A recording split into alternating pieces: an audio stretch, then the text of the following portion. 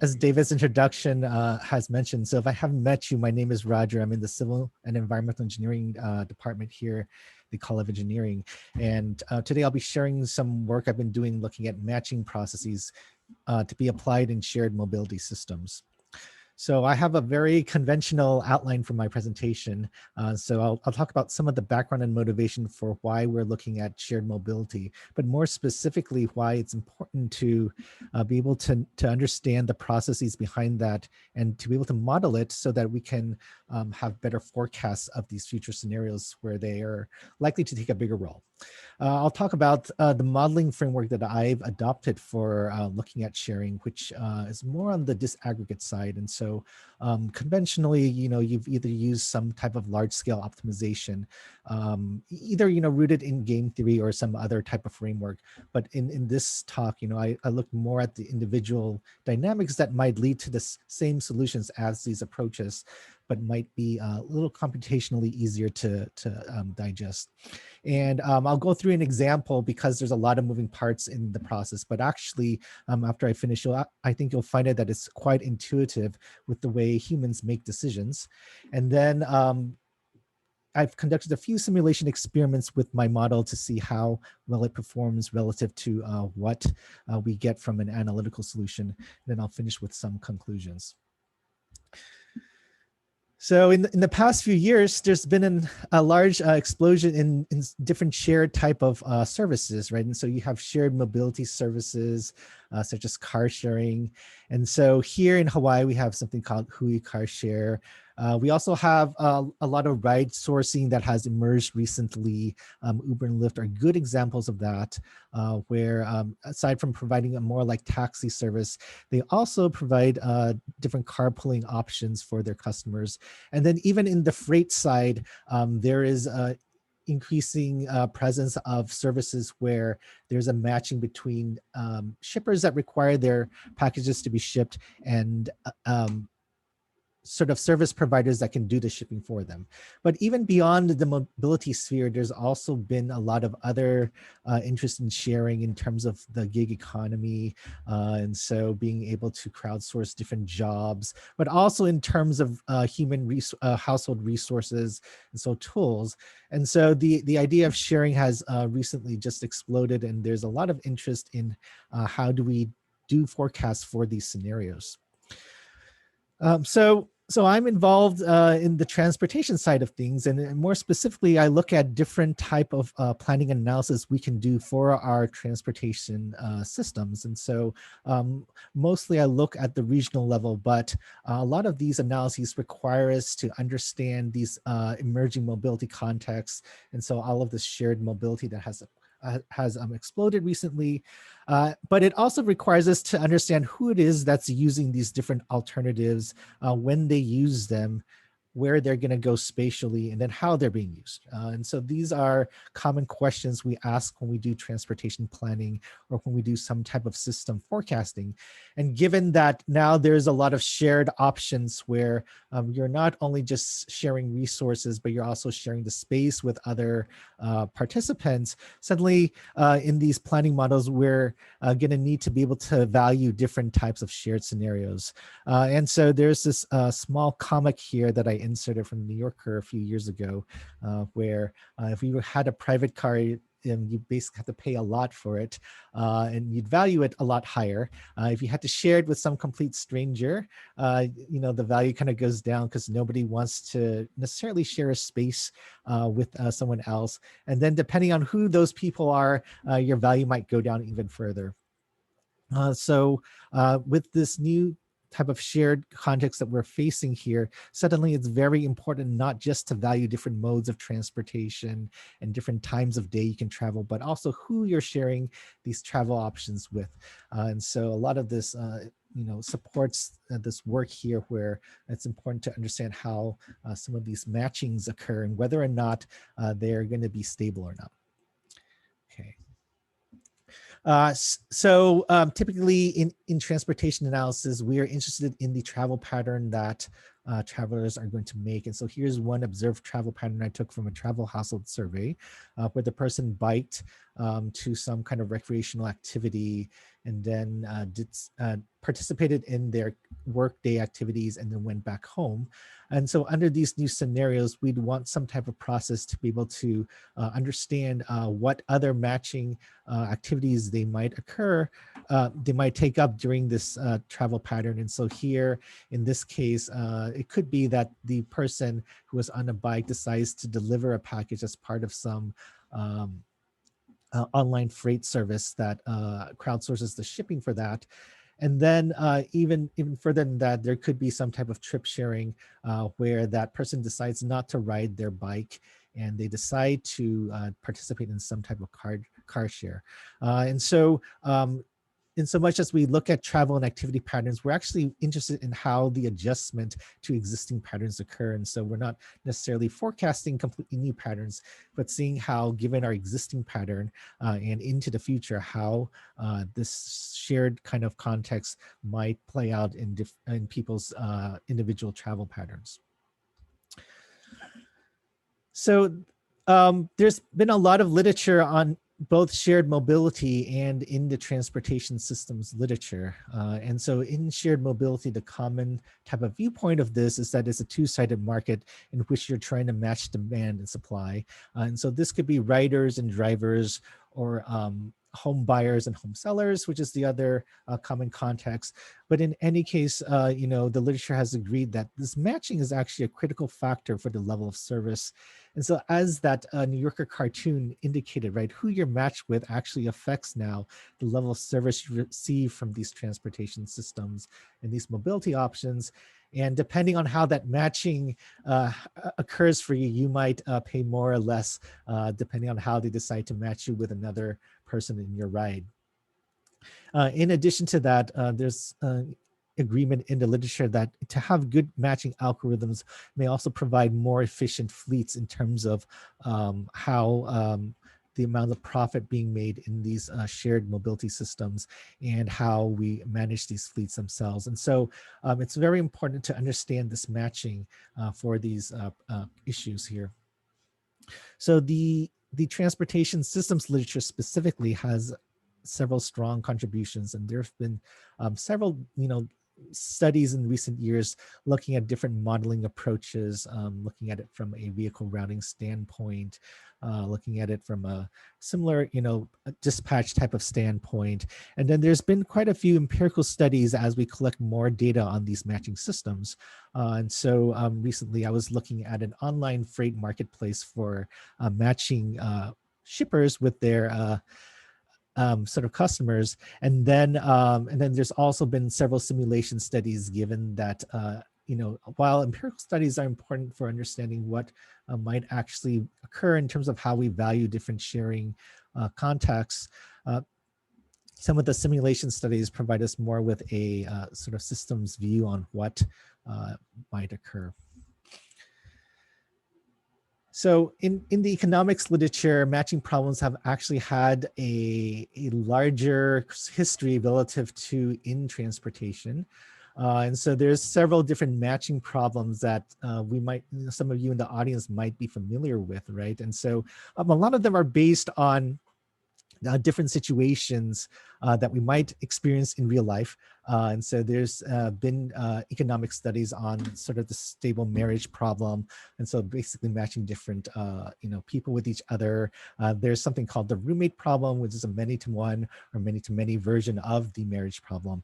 And then there's other contexts with more serious policy implications, looking at matching in college admissions, matching in terms of workers with jobs, and then as I mentioned before, the housing markets that we might have.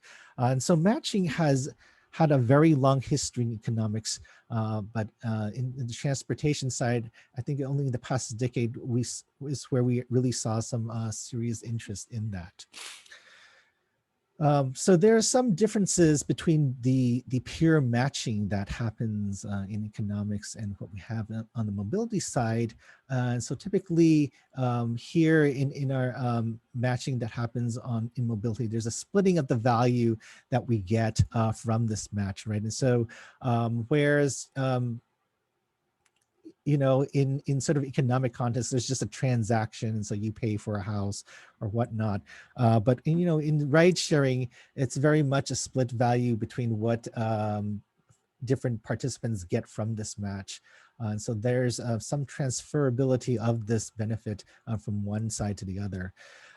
And so in the former problems, typically you're looking at non-transferable type of values when you look at this match. And so, given this, line of inquiry here, in this one seminar talk here in the work that I'm looking at today, I'm looking at the stability and convergence of a matching process with these transferable values. And so the context I picked was a simple one, just to keep the framework a little cleaner. And so I'm looking at a single one-to-one type of matching, and I'm allowing for transferable values when this match occurs. And unlike the previous type of studies, I'm also looking at the time dependency of this process. And so I'm allowing different aspiration levels to change, which is slightly more realistic based on the psychology literature that is out there that doesn't necessarily intersect with the economic literature. And then I'll examine this matching process through simulation experiments. All right. So just so the audience knows, anytime you have a question, please feel free to interject. So in the game theory literature, there's something called the assignment game, and pretty much this is a matching problem, right? And so in its most diluted form, it's basically a demand and supply side matching where we have some information about the willingness to pay on both sides for the match to occur. And then there's some behavioral rule, usually based on utility theory, to make the problem a bit more tractable. And so in the game theory literature, this has usually been solved with some type of linear programming model, which is a type of optimization model if you're not familiar with that. And what comes out of it is a solution which is called the core of the coalition, which are the different matchings that you have. And then it's going to be a stable pairwise matching, and then there's a total payoff that comes from that. And so in this work, I'm thinking about the same problem, right? But actually the only difference is I'm trying to replace this orange box here with an adaptive process and trying to see if we get the same solutions that we can get from the assignment game in its original form. So trying to replace the large optimization problem with something more iterative that also reflects more realistically the process of reaching some type of a stable state. And so this offers several advantages when we're thinking about transportation system modeling, right? And so if we were to do a large scale optimization for a typical matching market here in mobility, there's actually several riders and several drivers. And so we'd have to look at that optimization problem for a very large marketplace. But if we have a more iterative process that can replicate the same solution, then it might offer some benefits on the computational side. But then in addition to that, right, and so I kind of alluded to this at the start of my talk here, is that in transportation planning, we're also interested in different levers that affect the way people choose their travel options and how this affects the system level, right? So there's always that translation from individual behavior to some system level behavior, and that we're trying to capture in our forecasting models. And so if we had a more iterative process that's realistic of this sort of how people adjust their matching over time, then we might have more realistic levers to look at when we do this forecasting. Okay. So the learning process I'm proposing here has basically 3 steps, and then I repeat them over and over again for each pair that happens. So in the first step, the agents are going to match randomly. And then there's going to be a decision as to whether or not this encounter is profitable.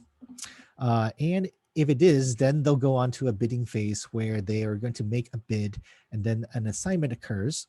If no, then they return back to their original situations where If they were previously matched, they remain matched, or if they were previously not unmatched, they're going to remain unmatched. And then if this new match forms, then there's, based on the bids, there's going to be a negotiated price to a single unique negotiated price between those two bids.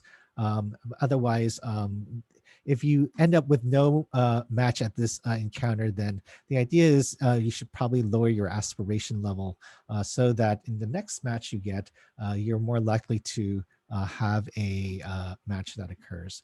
And then this is going to be repeated. So these rules here actually have some antecedents in the psychology literature. And like I said, the economics literature has a long history of looking at matching and the way people adjust. But in the psychology literature, there's more on the learning side in terms of how we adjust and how we learn about a system and how different reinforcements occur. And so a lot of these behavioral dynamics that I'm going to talk about in the next few slides have some antecedents in the psychology literature. So they're not just fabricated from thin air. They're based on some well-known rules in psychology and also in the economics literature themselves in terms of aspiration adjustment and bargaining.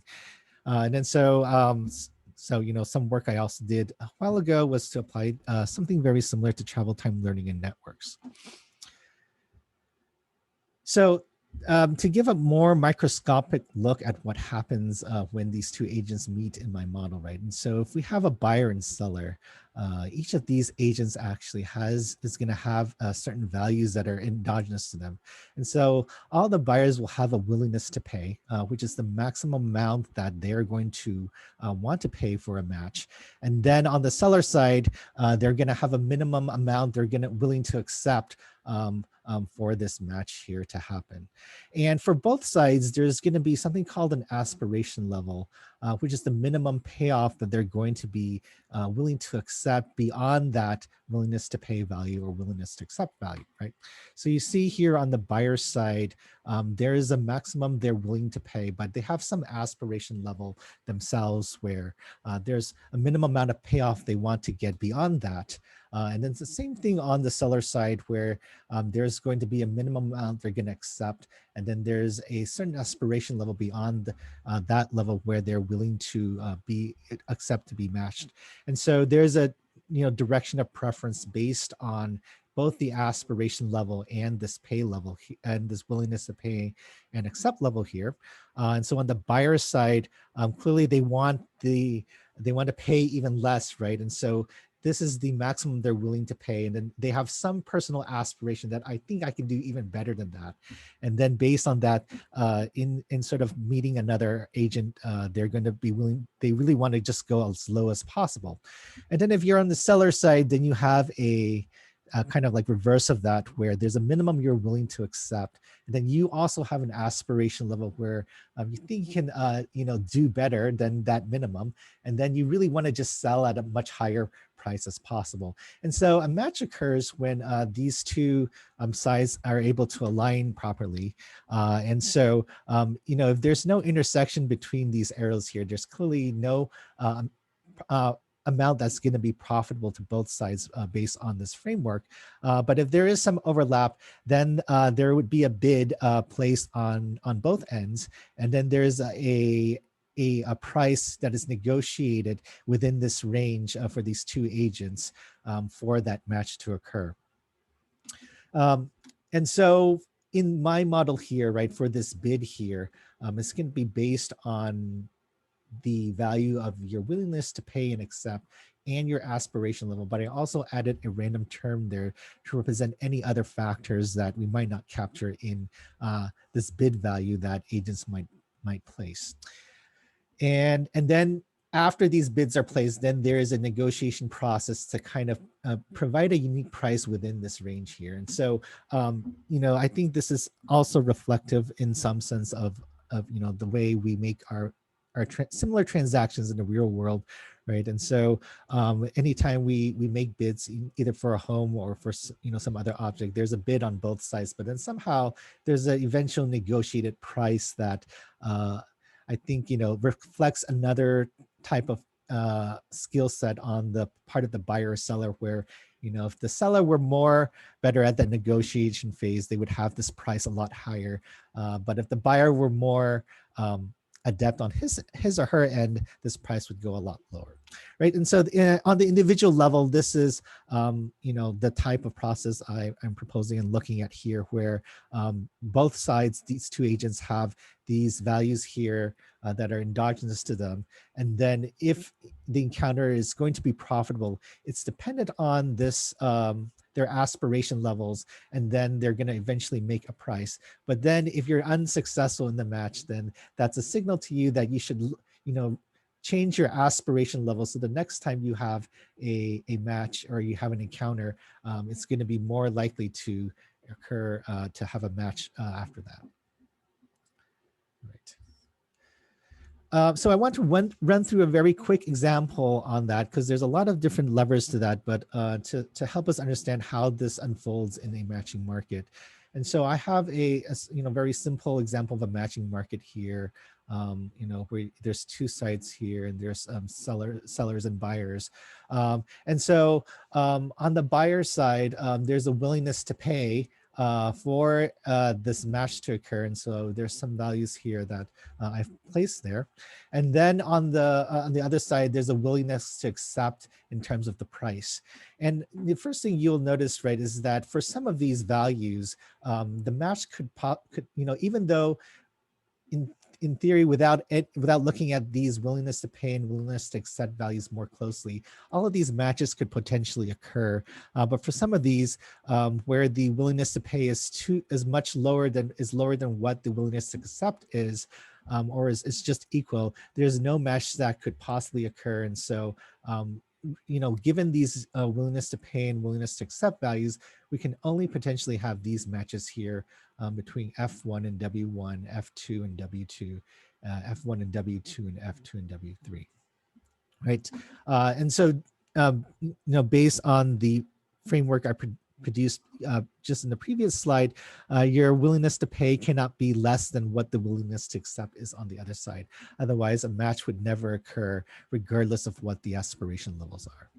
And so I, started this system here at this current state here. And so these green values are the match values, are basically the difference between the willingness to pay and accept. And then there is, I just initialized this here with some aspiration levels to start with. Okay, and then so we proceed here, right? And so in the next time period, it could be that F2 meets W3. And based on this, then we would have the process I described before, where now we have to think about, based on their aspiration levels and their willingness to pay and accept, whether a match would even be profitable, right? And so it turns out for this pair here, there's actually no intersection between these two regions here based on their aspiration levels. And so because of that, W3's aspiration is too high, and they're just going to remain by themselves. And then F2 remains matched with W2, which is who they were matched with previously. And so this, according to my model, is a signal to this W3 here that their aspirations are too high, and they're going to need to lower it moving forward, so that in the next match that might occur, there's a higher likelihood of a match occurring. And so let's say that because given the previous situation, there is not even a negotiation here, because there's no potential for a profit on both sides, that W3 lowers their aspiration by amount 1, right? And so there's some variation in reality of how much that reduction in aspiration is. But for this example here, let's say W3 reduces their aspiration by 1, so from 10 to 9. Right, and let's say they encounter each other again. And so in this case, because of the new aspirations, now a match could occur, and then a bid could potentially occur that produces a profit to both sides. And then so based on this, we might say that the final price with these two bids here of 30 and 29, let's say we go with a final price of 29, and then then there's an adjustment of aspirations on on both on the F2 side here is now F2 has the aspiration that they can get even more in this market, and so they raise their aspirations based on that. And if we go one more time step forward in this example, and so we can go here to an encounter between W2 and F2 this time. So they were previously matched, and then they were unmatched now. And so the same thing happens. And so it might be that based on the updated aspirations, they're not going to be matched at all. And so the two agents remain unmatched, and then W2 needs to reduce their aspiration because they were unable to have a match in this encounter here. And then so this process can keep going on, and then eventually my simulation experience here, we realized that we could reach actually the solution we would have gotten had we taken the optimization model for the assignment game that I had showed previously. So in my simulation experiments to look at this system, I looked at a few different factors, right? And so one is I looked at the market size. And so this is total number of riders and drivers I have in my system. And I just assumed that there was an equal number of riders and drivers in this case here. And so given that there's an N here, right? And so because there's two sides to this, you have to divide this number in half. And so if N is equal to 6, then I'm thinking about a 3x3 assignment game. And then if N is equal to 12, I'm thinking about a 6x6 game, and so on and so forth. I also looked at different initialized match values, right? And so remember, this is a difference of their willingness to pay and their willingness to accept. And then, this is, the willingness to pay and willingness to accept is different for each agent. And so by varying that, you might have different outcomes in terms of convergence to a final solution. And then I drew these from a uniform distribution at different ranges. And so to reflect, to have not all the agents have the same potential match value, but to vary it across all the agents, but at the same time also to give a wider range with and to see if that affected the outcome. And then finally, I looked at different transaction prices, right? And so remember, once a bid is placed, there is a final transaction price, and that is dependent on the ability of the agents to negotiate somewhere within that range. And so, I considered three different sort of ways of doing that. And so this is actually supposed to favor the seller. And so either I just took the what the range of that bid was, or I had cut it in half to reflect different skills in terms of negotiation. And so for all of these factors, I conducted an experiment and simulation experiment, and there were 500 iterations for each of the experiments that I looked at. And then to examine the quality of the solution that I end up with, I also compared it with what I would have gotten from the core, from the assignment game, and then also to a solution called the nucleolus, which is one where we try to minimize the maximum dissatisfaction in the final coalition. And so I used a different algorithm to compute that. And then for this core pairwise stability solution, I computed the LP that I showed previously. Right. So in terms of some of the results that I got here, right? So one was that I noticed that, with relatively small market sizes, I could get the optimal core solution rather easily, right? And so where there was 3 on each side, I had a stable pairwise matching for all of the agents here at 6.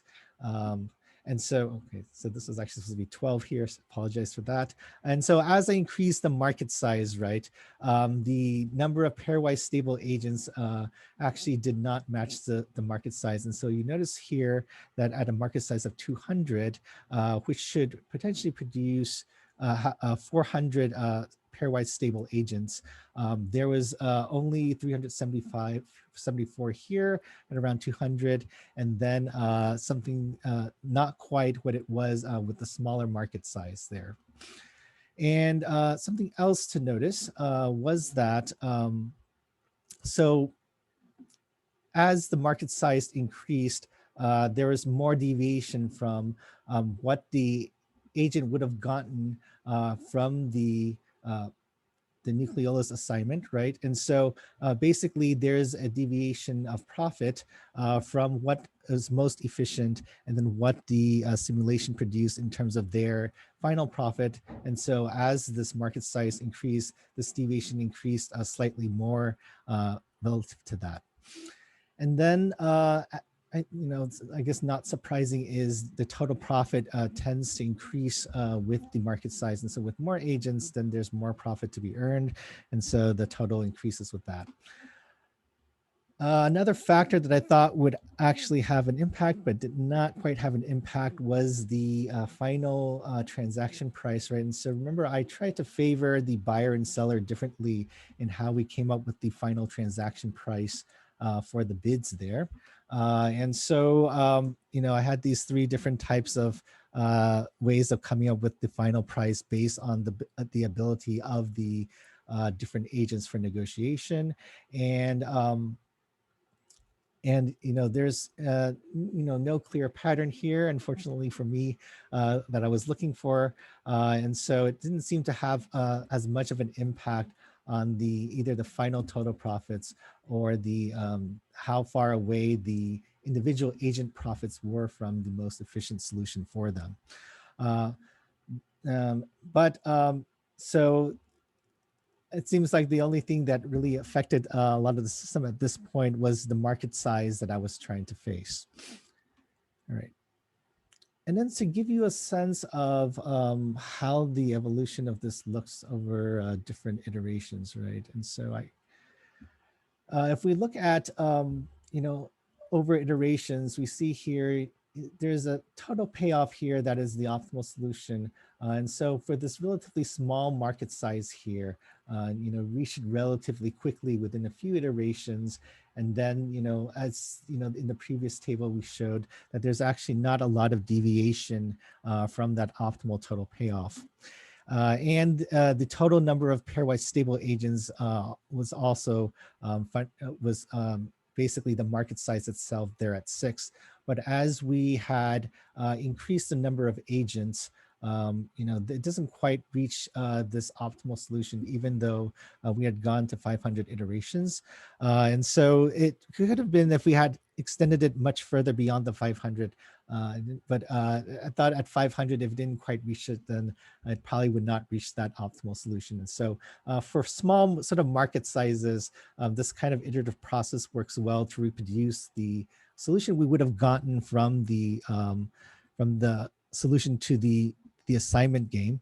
But in this case, for these really large markets where there's a lot of agents, and so here at 200, we don't quite reach that one solution there.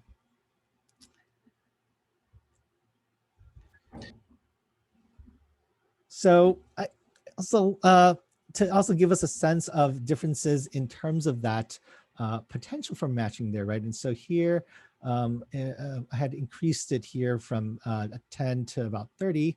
And so the deviations of these payoffs started to increase for these two levels of n equals 6 and n equals 12 from that efficient allocation of the profits to the individual agents.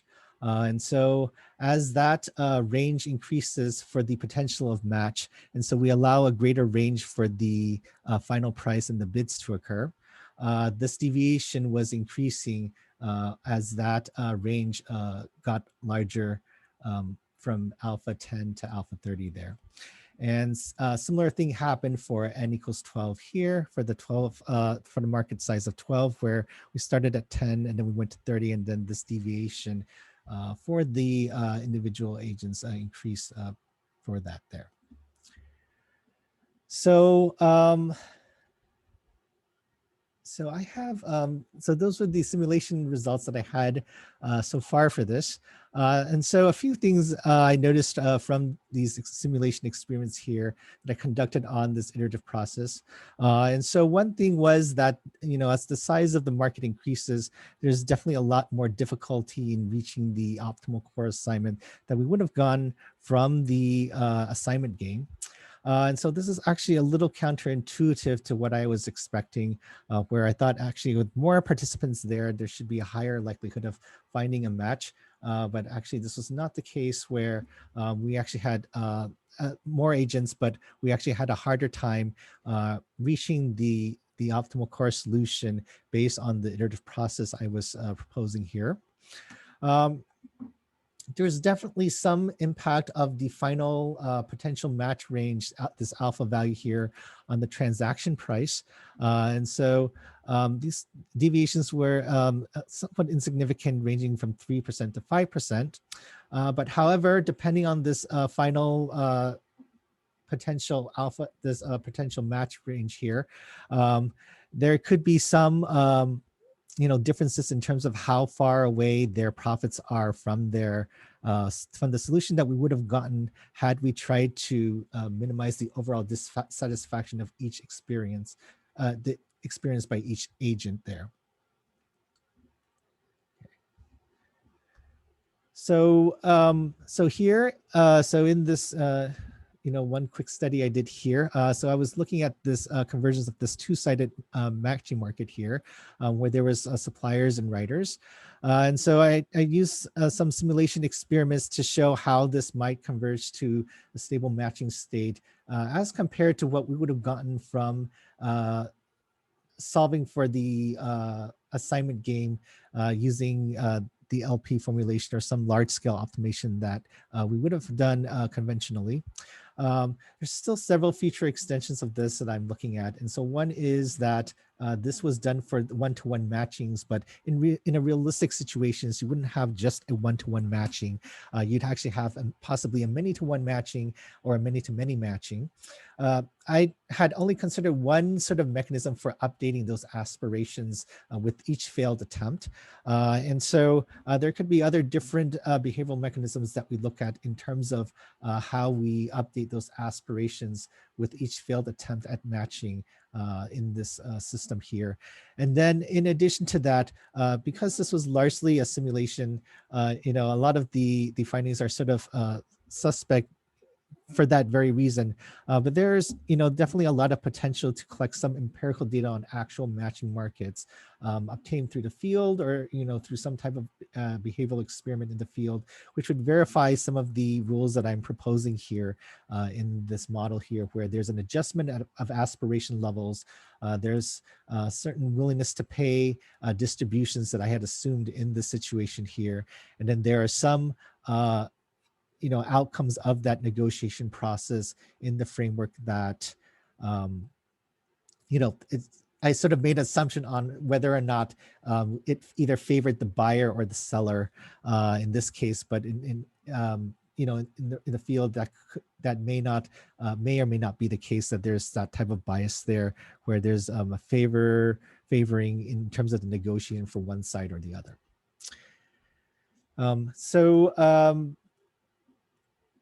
So this was my last slide, and so at this point, I'll if there's anyone has any questions or any comments, I welcome them. Thank you. Thank you, Roger. It's a really nice presentation. Any questions from the audience? I guess we don't have a large group today. Maybe we could have a closed conversation. I'm more interested in the next slide. Oh, so this was something else that was part of the same set of simulations, but I actually did. I decided to make the seminar a bit more contained in terms of what I was talking about. But I mean, so there is also some examination on. I don't think it goes to that next slide. So on different reputation systems. And so basically how we would rate different agents after that match occurred, right? So based on whether or not a transaction occurred, I had put in a rule to reduce people's reputations in that system as part of that. And I was trying to look at different types of way to represent that reputation and whether or not that would affect the matching process as well. So that's what this slide was about. So it's here in the slide deck, but it's not officially part of this seminar talk. Okay, so my question was, so this reputation is evaluation of certain product by other people.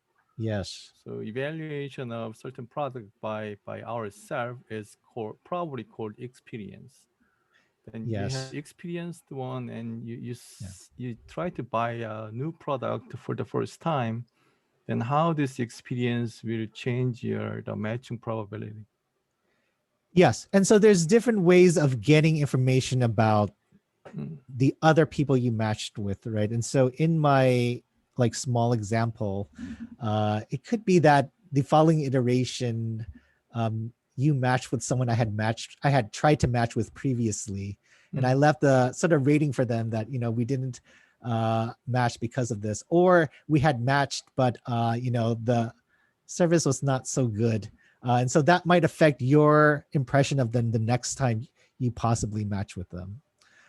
So the idea is that rather than just base your matching potential, whether or not a match occurs based on your own personal experience, you would look at what other people had experienced as well, and make a decision according to that. I think you could also apply this to your model for the vaccination probability. So what we know is that usually not this COVID vaccine, but the flu vaccine. So every year that they provide a new vaccine, and is fully based on their guessing and probability and previous data. Yeah. So if this current vaccine and current flu is totally different, then you don't have any vaccine effect, then you should seek, and you need to make your own antigen in your body by being like ill for two to 3 weeks. But if it's a perfectly matching vaccine, that you don't have any symptom. But the problem is when this vaccine and flu is half and half, similar or different, actually the symptom gets like almost 2 months.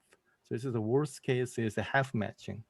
So that's what we the vaccine industry is quite interested in. But I'm just wondering, you may have certain kind of half matching case, and people are kind of hesitating to to sell or purchase this product. That could be an interesting part. Yeah. And so in the like the framework I had here is it's a little cleaner because there's basically the bid Mm, and then the sort of your aspiration that pretty much affected whether or not you're going to match, right? So I had a random term, but it was there just to provide some noise.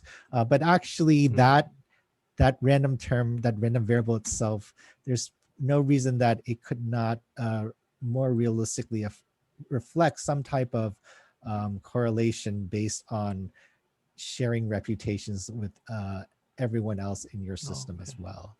Yeah, so that was another sort of linkage that I hadn't quite gotten into. So that's one reason why I didn't.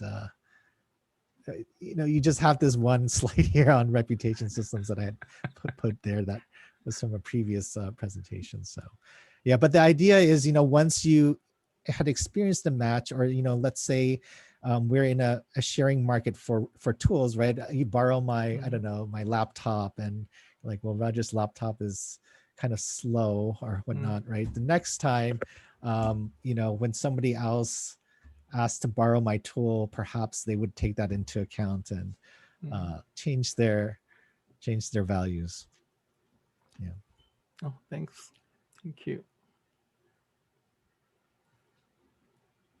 Hey, Roger, I have a question. I guess the aspiration model is important, right? I mean, this in this process.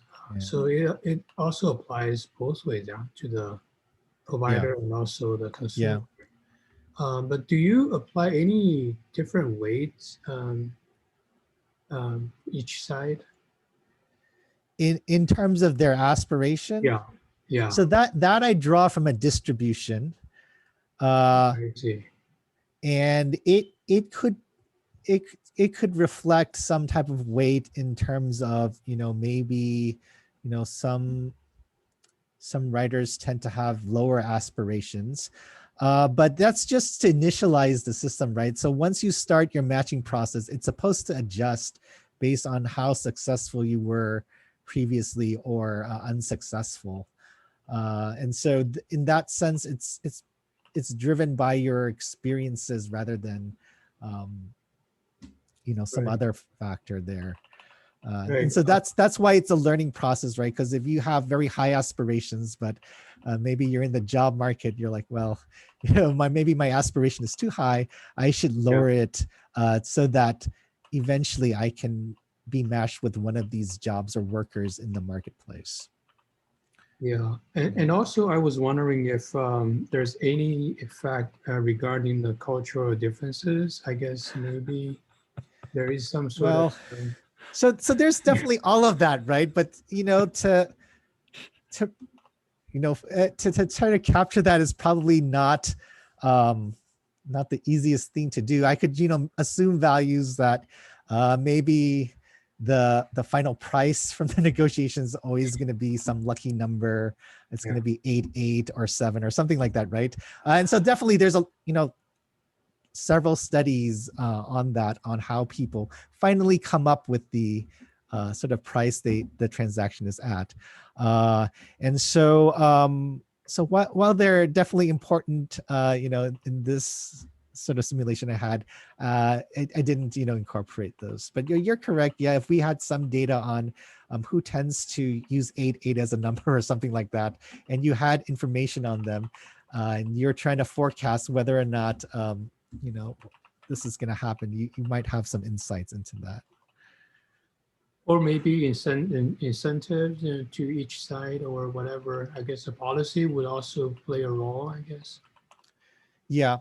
uh and, and there could be a policy in terms of um you know what is the possible range for that final transaction price that either favors one side or the other. Or actually, probably the most efficient thing is to just match people based on their Mm. willingness to pay and their aspirations off the bat, right? So rather than have you find out that your aspiration is too high or aspiration is too low, there could be some mechanism in place to control the matching process or the encounter process in the system. Thanks. Any other questions?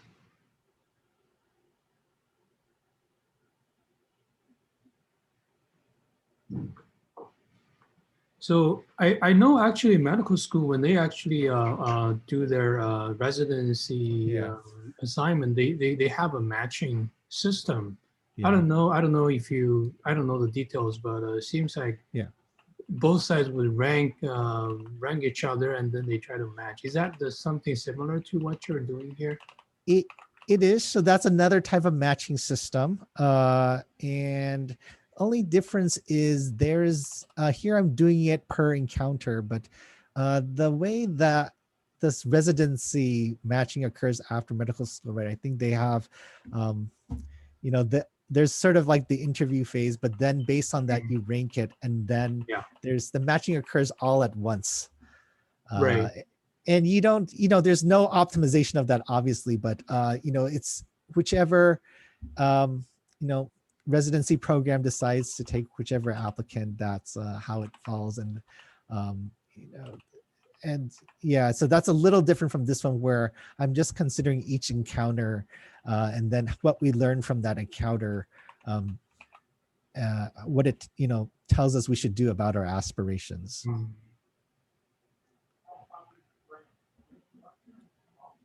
Thank you. Okay. Great job. Um, yeah, I guess if there are no more questions, we will end over here today. And this concludes our seminar series for this semester, and we will restart in fall. Yeah, so that's all for today, and have a great weekend, everyone. Thank you. Thanks. All right. Good job, Thank you. Roger. Thanks. Yep. Good job. Ian was here.